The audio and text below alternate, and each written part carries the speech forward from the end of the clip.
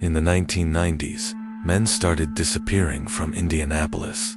They'd go out for a night downtown and simply never come home. For years, the police didn't connect the cases, treating each one as a separate, tragic mystery. It wasn't until it was far too late that the pieces began to fit together, because when investigators finally arrived to search a beautiful, sprawling, suburban property, the man they were looking for was already gone, and what they found buried in the woods behind his home would haunt the state of Indiana forever. This is the disturbing case of Herbert Baumeister. At first glance, Herbert Richard Baumeister seemed to have the perfect life. He was a married man with 3 children, a successful business owner, and he lived in an upscale Indiana suburb. His home was a large, multi-million-dollar estate known as Fox Hollow Farm to his neighbors. Baumeister was maybe a little odd, but certainly not dangerous. He had no criminal record, no public red flags. He was the kind of person who could blend in perfectly, hiding an unimaginable secret in plain sight. He was the man no one suspected. Meanwhile, during the late 1980s and early 1990s, a quiet crisis was unfolding. Gay men began to vanish in and around the Indianapolis area. The pattern was chillingly similar. Many were last seen leaving bars late at night, sometimes talking to a stranger, sometimes accepting a ride. At the time, police treated these as individual missing persons cases. It's critical to understand the context here. Missing adult men, especially from marginalized communities, were often not prioritized. There was no special task force, no real sense of urgency, and no pattern was officially acknowledged by law enforcement.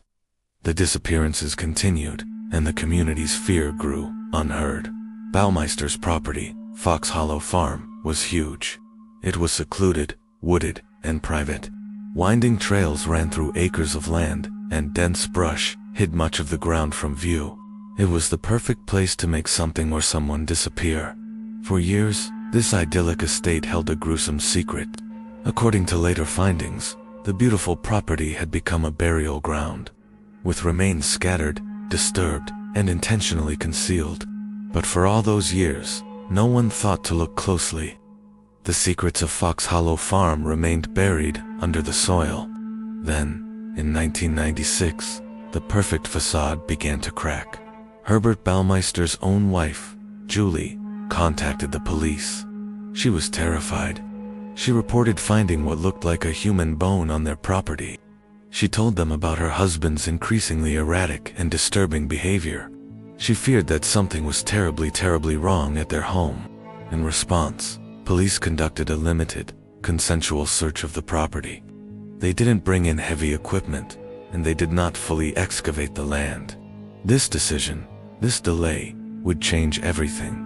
Before investigators could secure a warrant for a more thorough search, Herbert Baumeister vanished. There was no dramatic confrontation, no arrest, and no explanation. He was just gone. Days later, his body was found in a park in Ontario, Canada. The prime suspect in a string of disappearances was gone forever, taking his secrets with him. After Baumeister's death, investigators finally returned to Fox Hollow Farm. This time, they could search the property thoroughly, without restriction. What they uncovered was a scene of absolute devastation. They found thousands of bone fragments and human remains, burned and crushed, scattered across the wooded areas of the estate. The evidence suggested bodies had been moved and reburied over time, making identification incredibly difficult.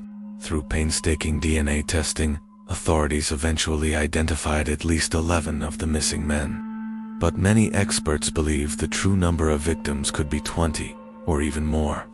Over the years, a number of disturbing rumors, claims, and unproven allegations have surfaced, painting an even darker picture of Herbert Baumeister.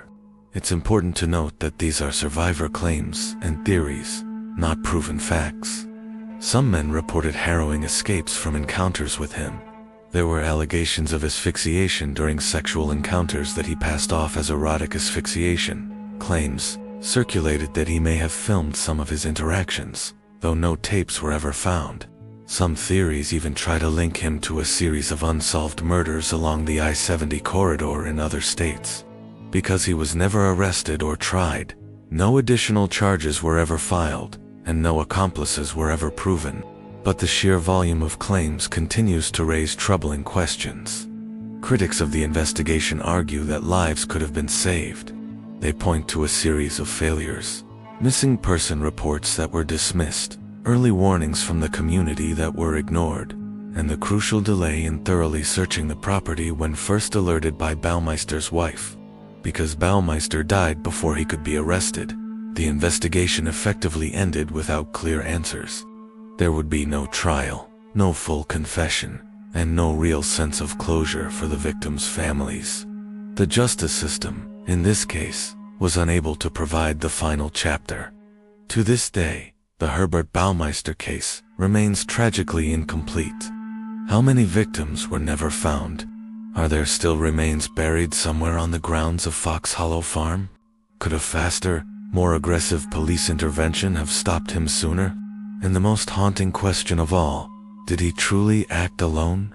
The full truth, it seems, may have died with Herbert Baumeister in that Canadian park. Fox Hollow Farm still stands today, a beautiful property with a horrifying history. But what truly happened there remains buried, not just in the ground, but in decades of unanswered questions.